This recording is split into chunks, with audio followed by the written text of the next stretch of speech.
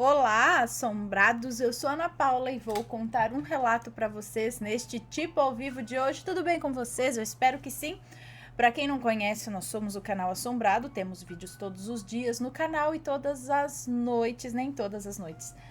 Nas noites de segunda até quinta-feira tem relato ao vivo entre 10 e 11 horas da noite. Nas noites de sexta, sábado e domingo tem tipo ao vivo como este daqui às 10 da noite, tá bom?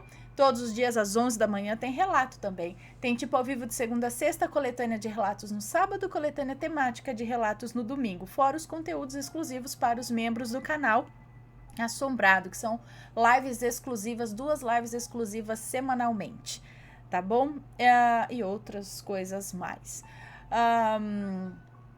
Temos a nossa loja virtual, a lojaassombrada.com.br. Não deixe de fazer uma visitinha e dar uma fuçada nos produtos lá, tenho certeza que você vai gostar. E não se esqueça de deixar o like neste vídeo, tá bom? Vamos então ao relato de hoje, que é este: Amor de outra vida e premonição de sua partida. Os nomes já estão trocados. Oi, Ana, sou uma recém-inscrita no seu canal, mas esse relato é de 2019, tá? Pode me chamar de fulana, tenho 23 anos, sou de São José dos Campos, interior de São Paulo. Bom, a minha vida sempre, desde muito pequena, foi muito cabulosa, pois eu sou médium e coisas que ninguém acreditaria já aconteceram e acontecem comigo. Mas se fosse te contar tudo que já houve, você teria que criar uma playlist só para mim.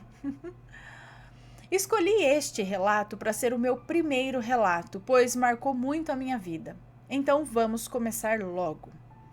Eu, no auge dos meus 16 anos, resolvi me inscrever em um site de relacionamentos amorosos. Na verdade, foi mais como se fosse uma necessidade, mas eu não sei porquê, já que pretendentes não me faltavam. Pois bem, no site havia uma forma de escolher pretendentes dizendo sim ou não, baseado nas fotos que eles disponibilizavam em seu perfil. Eu tratava aquilo como uma brincadeira. Eu só dava negativas aos pretendentes do site. Até que ao checar as fotos de um rapaz muito rapidamente, meio que fiquei hipnotizada, sabe? Focando em seus olhos, tive uma sensação esquisita, como se eu já o conhecesse. Porém, nunca o tinha visto antes e achei a situação muito esquisita. E no auge do meu mini desespero, dei não no perfil dele. Ou seja, o rejeitei e logo o site pulou para outro perfil. Mas no mesmo momento em que eu tinha feito isso, eu me arrependi e voltei para aquele perfil. Passei mais de 40 minutos apenas encarando as fotos daquele rapaz. Eu me concentrava basicamente em seus olhos verdes. Então resolvi pela primeira vez naquele site dar sim no perfil de alguém. Como se fosse mágica, ele já na mesma hora me respondeu. Também havia dado sim para mim. Eis que começamos a conversar muito intensamente. Trocamos telefones e começamos a trocar SMS e ele queria me conhecer pessoalmente. E eu aceitei.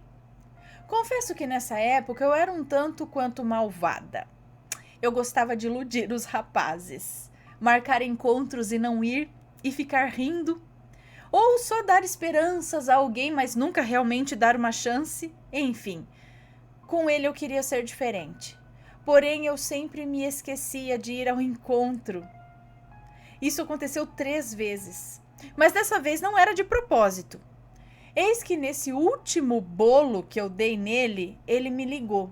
E eu pedi 1000 desculpas e pedi para ele ir me encontrar na rua da minha casa, pois eu estava chegando. Quando finalmente nos vimos, foi como se eu o reencontrasse. Foi como se eu reencontrasse alguém muito importante para mim. Mas como? Já que eu nunca havia visto ele antes. Pelo seu olhar, pude perceber que ele sentia o mesmo.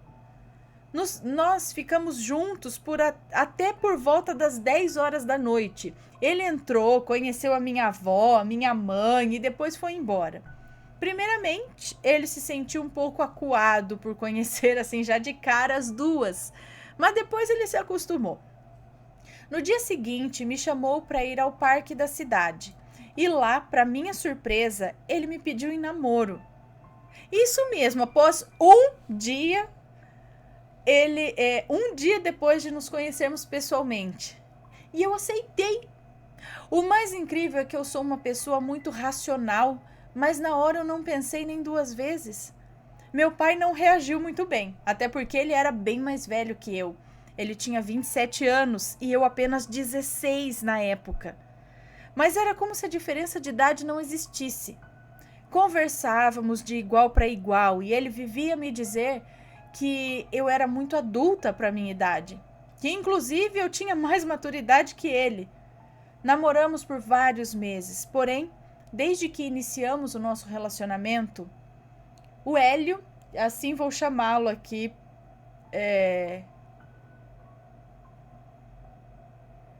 nomes trocados, né? Aqui, ó. O relato já possui nomes trocados.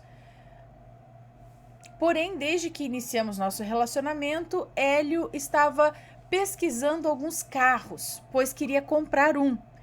Ele acabou escolhendo um carro que ainda seria lançado, mas que ficaria pronto daqui a alguns meses. O mais esquisito era que toda vez que ele falava daquele carro, algo dentro de mim não gostava. Era como se a minha barriga revirasse e eu começasse a passar mal. Porém, não tinha razão para pensar dessa forma, pois ele estava tão feliz com a sua conquista e eu deveria ficar animada também, né? Mas algo não me permitia isso. Eis que os meses vão se passando e, à medida que o tempo se passava, uma sensação de agonia crescia dentro de mim. E eu tinha certeza absoluta de que não continuaríamos juntos. Mas isso não fazia sentido nenhum, pois nos amávamos muito e não conseguíamos nos imaginar separados. Toda vez que o via, eu sentia borboletas no estômago e uma euforia sem fim. Eu podia vê-lo várias vezes ao dia e mesmo assim sempre reagia da mesma forma. Era algo tão forte que eu não sei nem como explicar. Hélio finalmente recebe a notícia da concessionária de que seu carro já havia chegado e que bastava ele ir buscar. Ele me ligou todo contente, avisando isso. E eu, sem jeito, respondi com um simples e gélido: que bom. E ele foi buscar o carro e depois me pediu para encontrá-lo em uma mecânica próxima ao grande hospital da cidade. Eu não queria muito, mas a minha mãe aceitou me levar até lá de carro. Chegando lá, ele perguntou se eu queria sair com ele e estrear o seu novo bibelô. Eu disse que não e inventei uma desculpa qualquer para recusar o convite. Fui para a casa do meu tio, pois ele havia viajado e a minha avó estava lá para cuidar da casa e eu a fazia companhia. Naquela noite eu tive um sonho muito ruim. Sonhei que o Hélio estava na casa dele, lavando o seu carro, porém no sonho o carro dele era vermelho, mas na vida real o carro era cinza e não vermelho. E eu vendo aquilo comecei a sentir uma tristeza muito profunda e chorei muito, mas muito mesmo. E sentia com todas as minhas forças que em poucos dias nós não ficaríamos mais juntos. Mas eu não sabia o motivo para esse fim abrupto. No dia seguinte, Hélio veio até a rua da casa do meu tio e eu adentrei o seu carro, muito abalada. Ele tentou me acalmar e disse que não havia razão para o desespero, pois nada aconteceria. Na hora eu aceitei, mas ainda continuava com um incômodo, como se meu coração doesse. A tristeza tomava conta e só aumentava, e uma sensação de que algo ruim ia acontecer só crescia. Hélio sempre tentava me acalmar e então me chamou para sair no dia seguinte, durante a tarde. Iríamos a uma escola de dança que ele frequentava há alguns anos, pois eles fariam um ensaio para o carnaval e eu aceitei, a fim de ficar mais próximo e curtir todo o momento que teríamos juntos. Fui dormir e acordei com uma sensação esquisita de vazio, tristeza e revolta.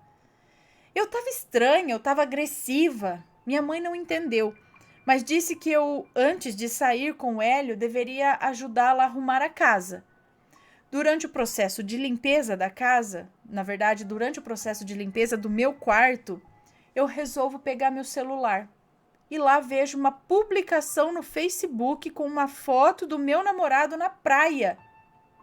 Fiquei observando aquela foto com muita ternura, até ler o que prescindia a foto. Foi nesse momento que o meu coração gelou e eu não pude acreditar no que tinha escrito ali. Era uma despedida. Como se ele tivesse falecido. Na hora, a única coisa que fiz foi gritar e me jogar no chão. Senti que uma parte de mim havia morrido junto. Minha mãe veio correndo me acudir e eu fiquei um tempo no chão e depois liguei para minha tia. Não sei porquê, mas liguei avisando ela de tudo o que houvera. Ela conseguiu me deixar levemente mais calma. Corremos para o IML e lá recebemos a notícia que seu corpo seria levado até sua cidade natal, em Minas Gerais, que ficava várias horas de viagem dali. Minha mãe decidiu ir, então fomos todas juntas no carro que meu avô havia nos emprestado. Eu, minha mãe, minha tia e prima. Nos perdemos nos caminhos, mas nos achamos depois e quando chegamos ao destino, fomos direto à capela onde o velório acontecia. Lá o caixão se encontrava lacrado e algumas fotos do Hélio estavam sobre a tampa. Alguns familiares explicaram o que havia acontecido. Ele havia saído do serviço, que exercia durante a noite numa fábrica, e quando chegou à porta de casa, uns amigos estavam conversando na porta de sua casa. Eles viram o novo carro e, empolgados, pediram para darem uma volta. Hélio aceitou e foi dirigir ao redor da região e mostrar contente o seu carro. Mas na volta a pista estava molhada e um carro os fechou em uma curva muito acentuada. E para ajudar, a roda traseira havia travado e depois soltado com tudo, os fazendo perder o controle e colidir com o poste, que por sua vez havia caído sobre o carro. Só um dos amigos havia sobrevivido. Hélio e seu outro colega haviam falecido na hora. Eu já não sabia mais o que fazer. Era como se eu estivesse agonizando e morrendo aos poucos ouvindo tudo aquilo. Minha mãe decidiu me dar um remédio que, segundo ela, serviria para me acalmar apenas. Porém, eu sou muito fraca com essas coisas e eu apaguei. Acordei horas depois, já em São Paulo, capital. Não havia presenciado o sepultamento, apenas o velório. Fiquei cerca de 3 meses com uma depressão profunda. Eu perdi cerca de 20 quilos e parecia uma caveira ambulante. Meus pais e familiares estavam muito preocupados comigo. Até o dia que eu sonhei com ele. Sonhei que estávamos voando de mãos dadas. Era como se estivéssemos era como se tivéssemos voltado no tempo. Chegamos até um penhasco, onde eu fiquei a observar a beleza do lugar. Era realmente estonteante. E era como se eu estivesse voltando a um lugar que eu conhecia muito bem. A natureza era diferente dessa do Brasil. O cenário consistia em diversas montanhas bem verdes. Aos pés do penhasco havia grandes pedras e o mar cercava tudo o que os meus olhos podiam alcançar. O dia era de sol, porém fazia frio e ventava muito. Próximo ali havia uma casinha muito simples. Tinha cor meio amarelada e o teto parecia feito de palha. Ao lado dela havia um negócio esquisito, parecia uma roda grande de madeira que fazia alguma coisa com a palha. Era como se eu me lembrasse de outra vida, que ali vivera com Hélio e era muito feliz. Acordei com uma paz soberana sobre mim. Fiquei pensando durante umas horas e decidi que eu não ia deixar mais ninguém apreensivo e que já era hora de eu me reerguer. Pois eu sabia com toda certeza de que aquele meu estado só faria mal à alma do Hélio e de que a nossa alma é eterna e em outro momento eu iria encontrá-lo novamente.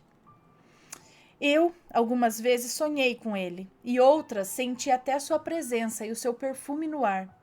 O carrego sempre em meu coração, pois ele até pode ter mudado de plano, mas meu amor por ele sempre persistirá. Premonições como a que eu tive com ele são comuns, infelizmente.